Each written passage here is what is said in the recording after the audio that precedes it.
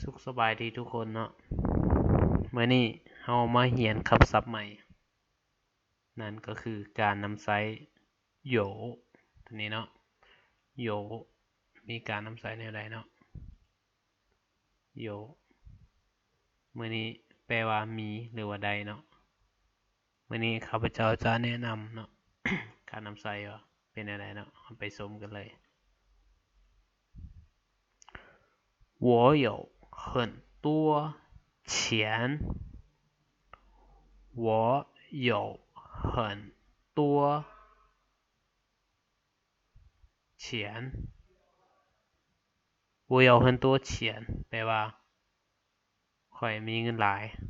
มีเงินหลายใช่เนาะเฉียนแม่นเงิน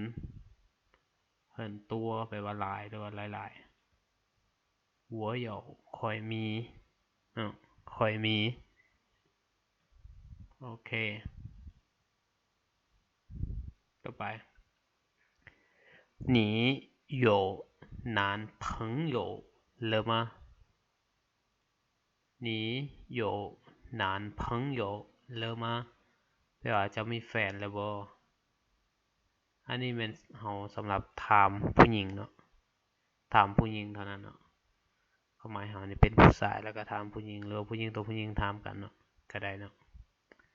男朋友ก็เป็นแฟนชายนั่นเองเนาะ ก็คือว่าผู้หญิงคนนั้นว่ามีแฟนแล้วบ่เนาะมีแฟนแล้วบ่เนาะคันมีก็ว่ามีบ่มีก็ว่าบ่มีเนาะอย่าตัวกันบ่ดีเนาะเจ้ามีแฟนแล้วบ่อันนี้แหละเป็นประโยคที่เฮาควรใช้เนาะเวลาถามร่วมกันเนาะโดยเฉพาะจีบสาวจีนเนาะโอเคต่อไป 我只有你一个人我只有你一个人แปลว่าค่อยมีเพียงเจ้าคนเดียวค่อยมีเพียงเจ้าคนเดียว一个人ก็แปลว่าคนเดียวเนาะตัวอย่าง你一个人ก็แม่นเจ้าคนเดียว我一个人ก็แม่นค่อยคนเดียว只有只有ก็แม่นแปลว่าเพียงเนาะหรือว่ามีเพียง只有นี่มีเพียงเข้ามา只有你ก็แม่นมีเพียงเจ้า我只有你ก็แม่นค่อยมีเพียงเจ้าโอเคโอเคเนาะต่อไป你有多少钱ถามเรื่องเงินได้ไหมนี่你有多少钱钱ตลอดเนาะแปลว่าเงินเนาะจื่อไว้เนาะตัว少แปลว่าเท่าใดหรือว่าหลายน้อยปานใดเนาะ有แปลว่ามี你แปลว่าเจ้า你有多少钱แปลว่า จะมีเงินเท่าใดจะมีเงินเท่าใดโอเคถัดไป你有什么都拿出来你有什么都拿出来แปลว่าเจ้ามีหยังเอาออกมาให้หมดอันนี้แบบถามโจถามจีบเนาะว่าจะมีหยังออกมาให้หมดให้เขาเห็นเนาะนี้แปลว่าเจ้า有แปลว่ามี什么什么แปลว่าอีหยังหรือเป็นหยัง都拿出来แปลว่าทั้งหมดเอาออกมาทั้งหมดเอาออกมาให้หมดเนาะมีเท่าใดเอาออกมาให้หมดเนาะ都拿出来ก็แปลว่ามีเท่าใดเอาออกมาหมด出来แปลออกมา都拿ก็แปลว่าออกมาเนาะ 出来แมนโซ่หรือว่าแสดงออกมาเนาะนั่นแหละต่อไป你有几个兄弟姐妹你有几个兄弟姐妹姐妹兄弟姐妹แปลว่าเจ้ามีอ้ายไอ้น้องจักคนหรือว่าเจ้ามีอ้ายไอ้น้องทั้งหมดจักคนเวลาเขาถาม เขาอยากรู้ว่าเขาหันมีจักคนเขาก็สามารถใส่ประโยคนี้ถามเนาะคือนี้เนาะเหมือนตัวนี้ชงนี่เป็นลักษณะแบบเขาของเป็นอ้ายก็แม่นเนาะชงตี้ก็แม่นอ้ายน้องนี่เนาะเจียเม่ก็แม่นเอื้อยอ้ายน้องสายเอื้อยน้องเอื้อยตัวนี้เจียนี่เอื้อยอันนี้เม่นี่น้องสาวเนาะตี้นี่เป็นน้องสายชงนี่ก็แม่นอ้ายเนาะอ้ายเอื้อยน้องจักขนอันนี้ก็เป็นประโยคที่เขามักถามเนาะประโยคที่มักถามโอเคต่อไป我有一个弟弟两个妹妹我有一个弟弟两个妹妹แปลว่าค่อยมีน้องสาย1คนและน้องสาว2คนอีเกอร์ตี้ติแปลว่ามีน้องสาย1คนอีเกอร์ตี้ตินี่เป็นน้องสายเนาะเหลียงเกอร์แปลว่า2เนาะเม่เม่แสดงมีน้องสาว2คนเหลียงเกอร์เม่เม่ก็แปลว่าน้องสาว2คนโอเค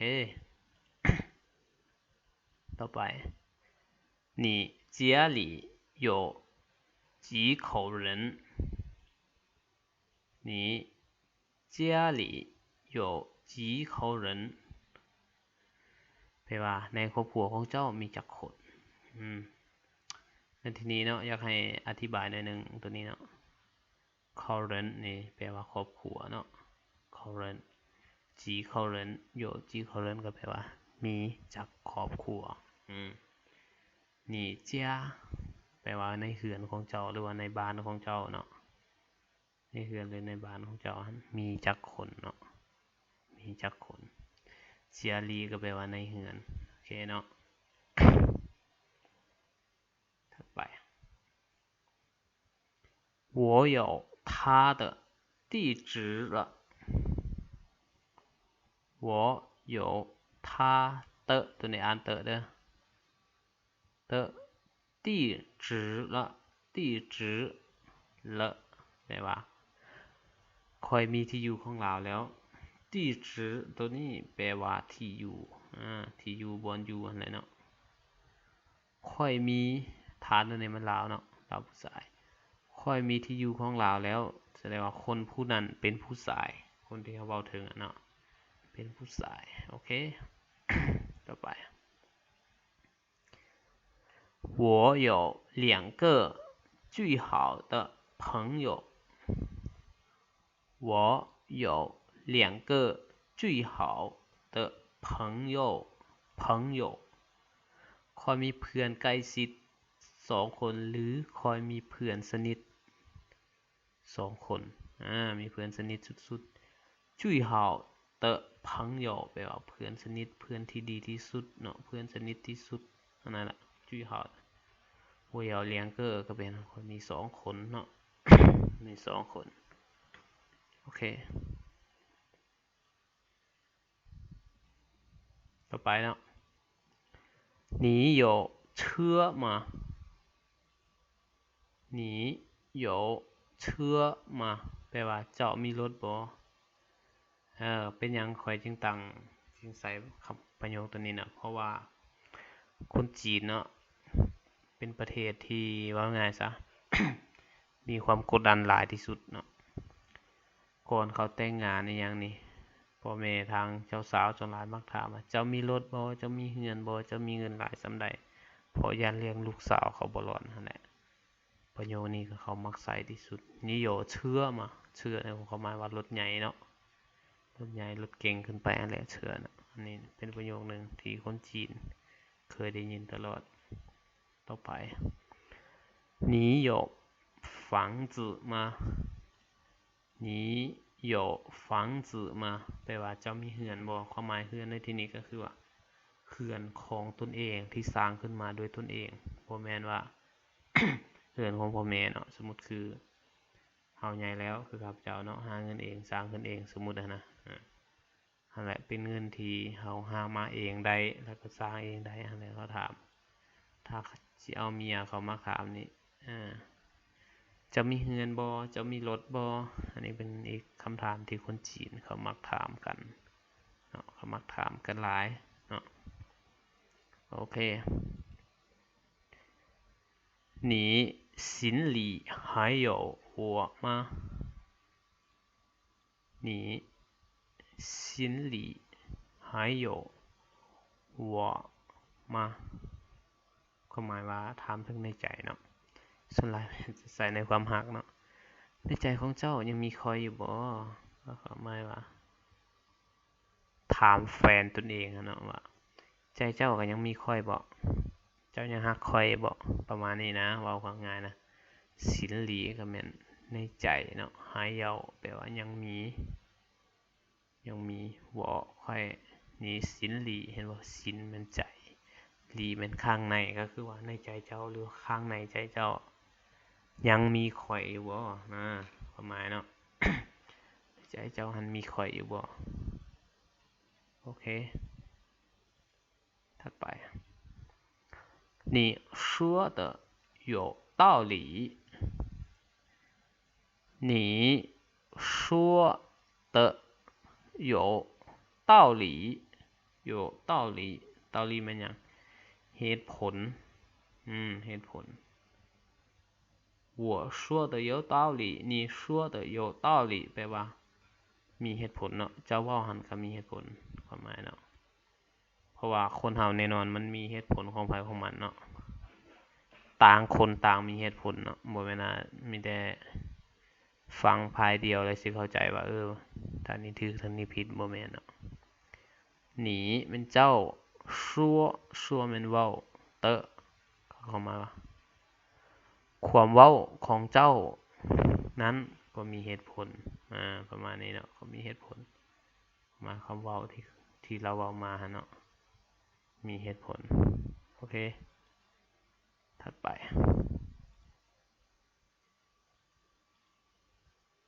我有梦想我有梦想梦想梦想อันนี้ก็เป็นอีกคำศัพท์หนึ่งที่เขามักเว้าเนาะ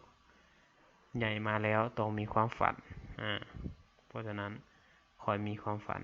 อยากรู้ว่าความฝันของนักเรียนทุกคนเป็นหยังเนาะแต่สำหรับอาจารย์ความฝันของอาจารย์แม่นอยาก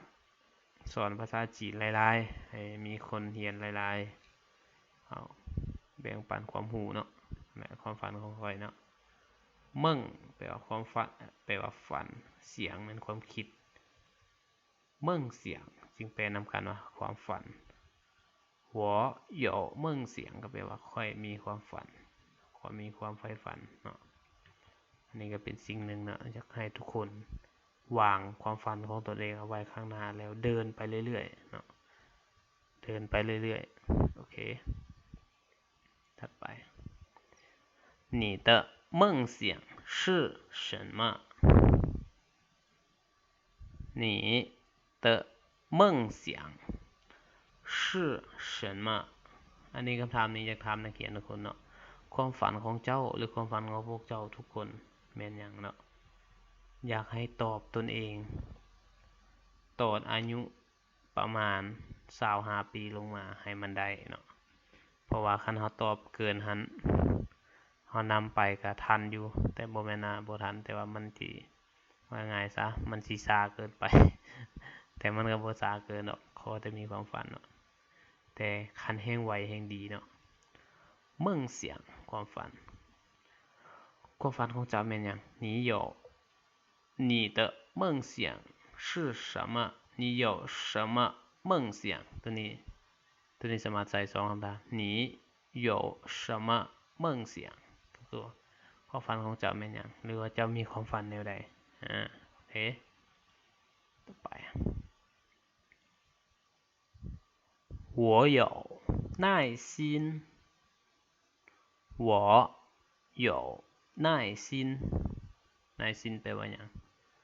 ความอดทนความทนทานความอดทนทรหดความหมายว่าเฮ็ดเวียกทนทานเฮ็ดอิหยังก็อดทนเนาะเฮ็ดเวียกหนักก็บ่ท้อบ่ถอยนั่นแหละ耐心สมมุติเขาว่านายยงก็แม่นว่าทนทานต่อสภาพอากาศต่างๆการน้ำใสที่ทนทานนายยงแต่ว่านายสินในใจเนาะนายก็แปลว่าทนได้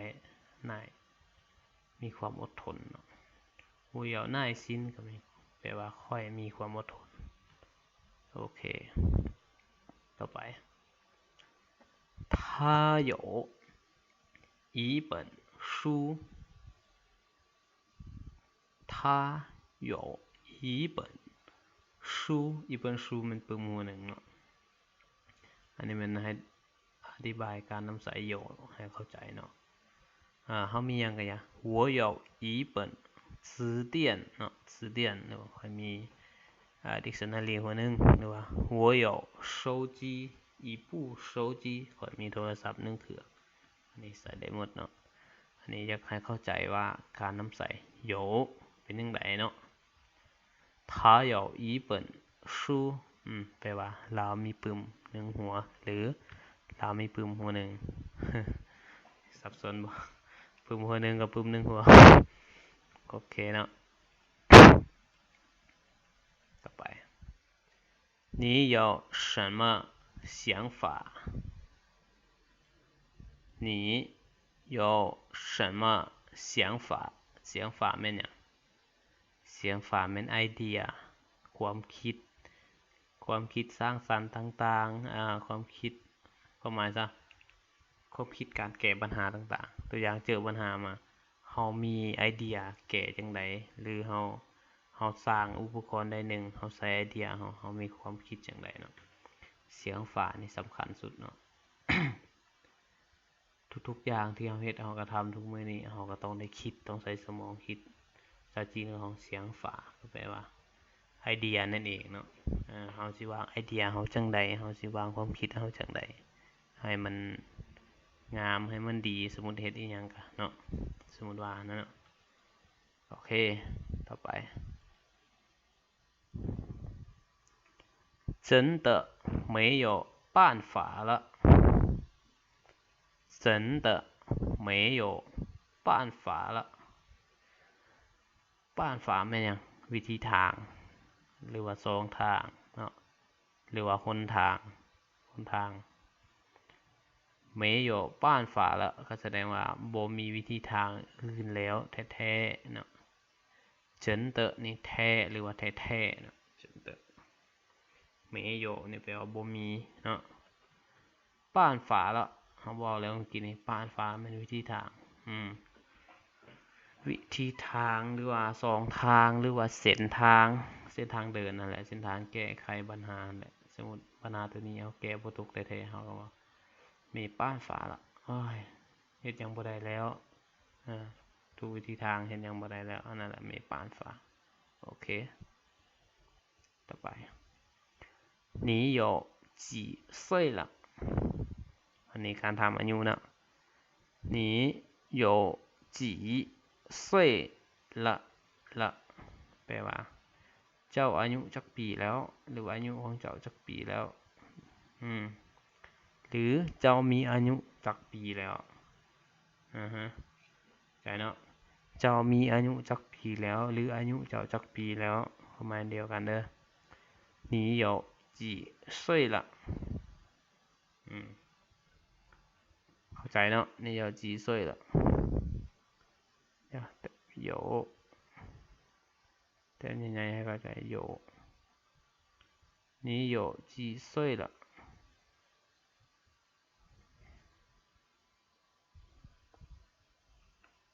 โอเคนะต่อไป你心中有我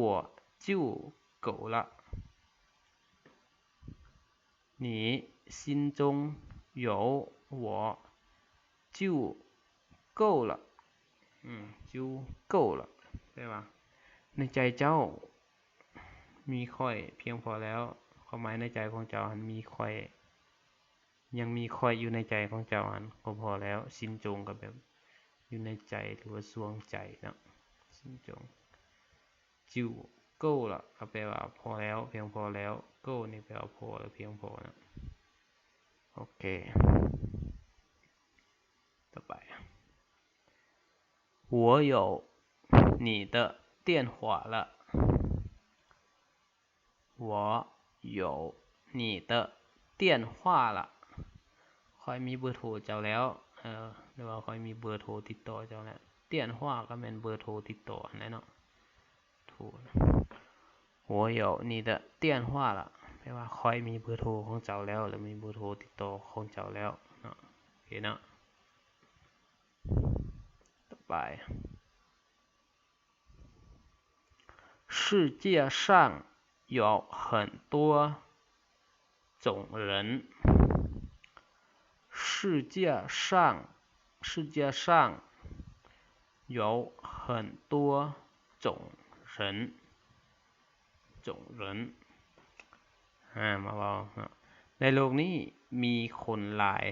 ประเภทหลายชนิดหลายรูปแบบเนาะ